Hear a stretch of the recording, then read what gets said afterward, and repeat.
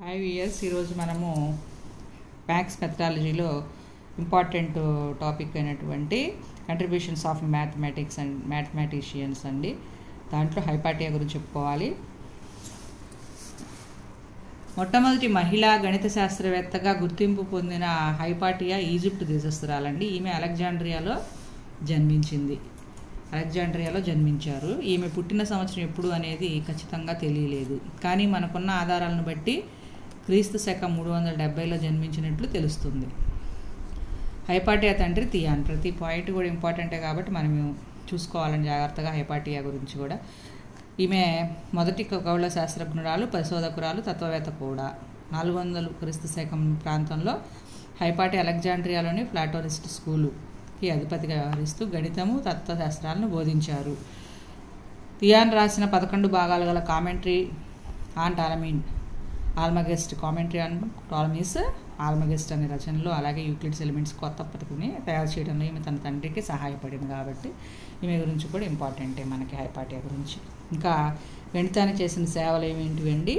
Commentary on the arithmetic of Diophantus అనే గ్రంథాన్ని రచించారు. అందులో 13 భాగాలు ఉన్నాయి. కామెంటరీ ఆన్ ద అపోలోనియస్ కోనిక్స్పై రాసిన పుస్తకం ఒక గణితంలో గుర్తింపు తెచ్చింది. ఇందుకు శంకువులు వివిధ భాగాలుగా విభజించడము, దీర్ఘవృత్తం, పరావలయము, అతి పరావలయము అభివృద్ధిపరిచారండి.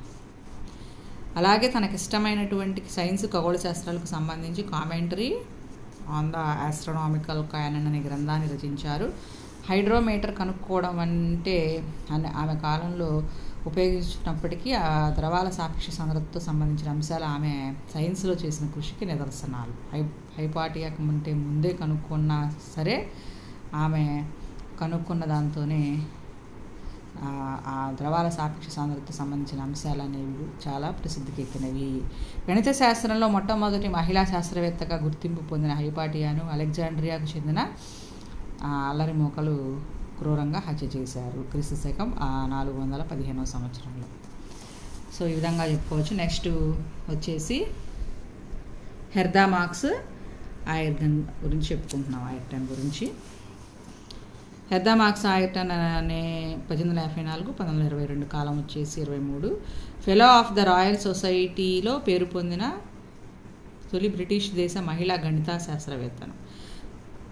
భౌతిక శాస్త్రవేత్త, ఎలక్ట్రికల్ ఇంజనీర్ 3. ఈమె క్రీస్తు శకం 1884 సంవత్సరంలో నిరుపేద కుటుంబంలో జన్మించారు. ఈమె మొదటి పేరు వచ్చేసి పోయబీ సారా మార్క్స్. ఈమె తండ్రి పాపం చనిపోయారు చిన్న వయసులోనే, 1861 సంవత్సరంలో. అప్పుడు 2 సంవత్సరాలకు లండన్లో ఉన్న తన మేనత్త రచయిత అయిన మ్యారియన్ మోస్ హార్డాగ్ వద్ద నివసించింది. 1869లోనే ఆమె మొదటి పేరును హెర్తాగా మార్చుకుంది. అమ్మాయిల చదువు నిరాకరించి ఆ రోజుల్లో చురుకైన హెర్తాను ప్రోత్సహించి ఆ బంధువులు ఒక ప్రైవేట్ స్కూల్లో చదివించారు. ఆమె సాంప్రదాయం ప్రకారం కుట్టు పనులతో జీవితం గడిపేవారు. 1876 సంవత్సరంలో ఆమె కేంబ్రిడ్జ్ యూనివర్సిటీలో గెట్టన్ కాలేజీలో ప్రవేశించి గణితాన్ని నేర్చుకుంది. కేంబ్రిడ్జి కాలేజీ వాళ్ళు మహిళలకు డిగ్రీలకు ప్రదానం చేయకపోవడం వల్ల అదే కేంబ్రిడ్జ్ యూనివర్సిటీ వారు నిర్వహించే గణిత పరీక్షలో ఉత్తీర్ణురాలై తన విద్యాభ్యాసాన్ని పూర్తి చేసుకొని 1881లో లండన్లో ఒక ఉన్నత పాఠశాలలో ఉపాధ్యాయురాలుగా పనిచేశారు. గణితంలో ఆమెకు గల అపారమైన ఏకాగ్రత, మక్కువ వల్ల ఆమె డ్రాఫ్టింగ్లో సహాయపడే ఒక సరళరేఖ విభాగిని అనే పరికరాన్ని తయారు చేసింది. దానికి పేటెంట్ హక్కు పొందింది. 1885 సంవత్సరంలో నేచర్ మ్యాగజైన్ దానిని ఆర్కిటెక్ట్స్, ఇంజనీర్లు ప్రాక్టికల్ డ్రాయింగ్కు పనికి వచ్చే సులభమైన పరికరంగా పేర్కొంది. ఈ విధంగా ఆమె ఒక ఎంటర్టైనర్, సొంతంగా inventor and manufacturer of mathematical instruments అనే పేరుతో వ్యాపారాన్ని చేసుకోవడానికి అనుమతి పొందింది. ఇతర శాస్త్రజ్ఞుల వలె హెర్దా ఆయర్టన్ ఒక పరిశోధకురాలుగా 1884 సంవత్సరంలో ఎలక్ట్రికల్ ఇంజనీర్ అయిన ప్రొఫెసర్ విలియం ఆయర్టన్ వద్ద ప్రిన్స్బరీ టెక్నికల్ కాలేజీలో విద్యుత్తు గురించి నేర్పించే తరగతులకు హాజరయ్యింది. ఆయనతో కలిసి విద్యుత్ రంగంలో పరిశోధనలు చేయడం ప్రారంభించింది. ఆ తర్వాత అతనితో 1885లో వివాహం జరిగింది. 1999లో ఆయర్టన్ రాసిన the hissing of electric arc అనే పేపర్ను ఎలక్ట్రికల్ ఇంజనీర్స్ సంస్థ సమర్పించి ఆ సంస్థకు మొదటి మహిళా సభ్యురాలైంది. తన భర్త విలియం ఐర్టన్ సముద్ర తీరంలో ఒక పట్టణంలో అనారోగ్యం నుంచి కోలుకుంటున్న సమయంలో ఐర్టన్ ఆ సముద్ర తీరంలోని ఇసుకతో ఏర్పడే ఆకారాలపై ఆకర్షితురాలై హైడ్రోడైనమిక్స్లో ప్రయోగాలు చేసి ఇసుకలో రిపుల్స్ ఎలా ఏర్పడతాయి అనే పద్ధతిపై ఆర్టికల్ని ప్రచురించింది. The origin and growth of ripples mark అనే పత్రానికి తన ద హ్యూగ్స్ మెడల్ అవార్డుని పొందింది. హెర్దా మార్క్స్ ఐర్టన్ చేసిన సేవలు అనేవి భౌతిక శాస్త్రానికి గణిత శాస్త్రానికి సేవలు ఎన్నో ఉన్నాయి.